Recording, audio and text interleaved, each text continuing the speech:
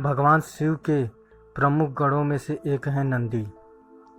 भैरव, वीरभद्र, मणिभद्र, चंदिश, श्रृंगी, भृगृटी, शैल, गोकर्ण, घंटकर्ण, जय और विजय भी शिव के गण हैं। माना जाता है कि प्राचीन कालीन किताब कामसूत्र धर्मशास्त्र, अर्थशास्त्र और मोक्ष शास्त्र में से कामसूत्र के रचनाकार नंदी ही थे। बैल को महिषी भी कहा जाता है, जिसके चलते भगवान शंकर का नाम महेश भी है। नंदी कैसे भगवान शिव की सवारी बने, आइए जानते हैं शिव और नंदी की ये पौराणिक कथा। कथा के अनुसार ब्रह्मचारी व्रत का पालन कर रहे ऋषि शिलाद को भय होने लगा कि उनकी मृत्यु के बाद उनका वंश समाप्त हो जाएगा। इस भय के चलते उन्होंने पुत्र प्राप्ति के लिए कठोर तपस्या शुरू की।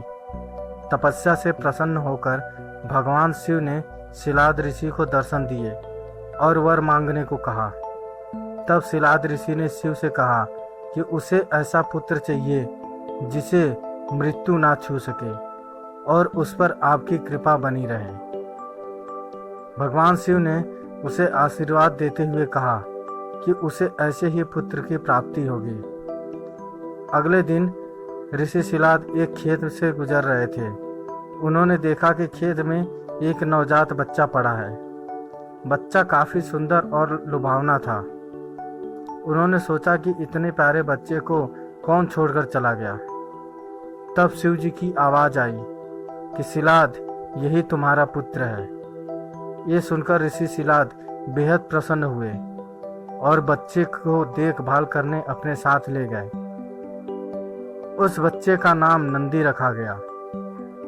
शिव की घोर तपस्या के बाद शिलाद ऋषि ने नंदी को पुत्र रूप में पाया था। शिलाद ऋषि ने अपने पुत्र नंदी को संपूर्ण वेदों का ज्ञान प्रदान किया।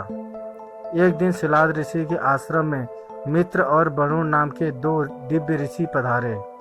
नंदी ने अपने पिता की आज्ञा से उन ऋषियों की अच्छे से सेवा की। जब ऋषि जाने लगे तो उन्होंने शिलाद ऋषि को तो लंबी उम्र और खुशहाल जीवन का आशीर्वाद दिया, लेकिन नंदी को नहीं। तब शिलाद ऋषि ने उनसे पूछा कि उन्होंने नंदी को आशीर्वाद क्यों नहीं दिया। इस पर ऋषियों ने कहा कि नंदी अल्पायु है। यह सुनकर शिलाद ऋषि चिंतित हो गए। पिता की चिंता को नंदी ने जानकर पूछा, क्या बात है पिताजी? तब पिता ने कहा कि तुम्हारी अल्प आयु के बारे में ऋषि कह गए हैं, इसीलिए मैं चिंतित हूँ। यह सुनकर नंदी हंसने लगा और कहने लगा कि आपने मुझे भगवान शिव की कृपा से पाया है, तो मेरी उम्र की रक्षा भी वही करेंगे। आप क्यों नाहक चिंता करते हैं? इतना कहते ही नंदी भुवन नदी के किनारे शिव की तपस्या करने के लिए चले गए। कठोर तप के बाद शिव जी प्रकट हुए और कहा, वरदान मांगो वत्स। तब नंदी ने कहा कि मैं उम्र भर आपके सानिध्य में रहना चाहता हूँ। नंदी के समर्पण से प्रसन्न होकर भगवान शिव ने नंदी को पहले अपने गले लगाया और उन्हें बैल का चेहरा देकर उन्हें अपने वाहन, अपना दोस्त, अपने गणों में सर्वोत्तम के रूप में स्वीकार कर लिया। इसके बाद से ही भगवान शिव के साथ नंदी की भी पूजा की जाने लगी।